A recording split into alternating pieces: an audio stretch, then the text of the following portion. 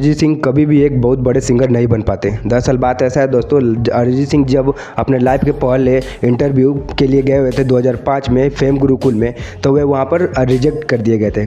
और इनके फेल होने का कारण क्या था दोस्तों कि वे उस समय बहुत इमोशनल बालक थे और अपने रिलेशनशिप में उलझे रहते थे और शर्माते भी बहुत ज़्यादा थे, जिसके कारण उन्हें वहाँ पर रिजेक्ट कर दिया गया था। लेकिन उनके जजों को इनकी काबिलियत के बारे में एहसास हो गया था और उसी समय जावेद अख्तर साहब ने कहा था कि अगर यह बालक जिस दिन बड़ा एक सिंगर बन गया, उस दिन बहुत से बड़े सिंगर इसके सामने पानी भरेंगे। उसके बाद दोस्तों ये शो से बाहर आते हैं और अब छोटे मोटे काम देखते हैं। कि लाइफ का टर्निंग ओवर तब आता है दोस्तों जब 2012 में एक कंपोजर मिठुन जिनका नाम था, उन्होंने इनकी काबिलियत को पहचाना और इनके लाइफ का पहला इन्हें सॉन्ग दिया गया था गाने के लिए।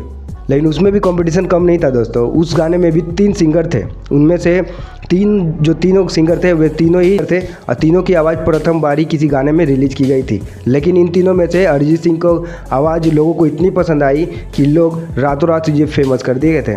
फिर क्या था दोस्तों, उनके बाद तो इनका डिकेड्स रहा, सालों साल इनके गाने एक से एक बढ़ के गाने आए और सारे के सारे फेमस हुए। उसके बाद ही दोस्तों अरिजीत सिंह ने कहा कि मेरी आवाज़ ऐसी नहीं थी पहले, लेकिन इन्होंने अपने गले को कुछ इस प्रकार तोड़ा मड़ोड़ा है कि वे जब भी किसी प्रकार के भी गाना गाए, चाहे इमोशनल हो चाहे रोमांटिक सॉन्ग हो, किसी भी प्रकार का हो, वे उसमें ढल जाते हैं और उस प्रकार के आवाज़ को वे निकाल पाते हैं।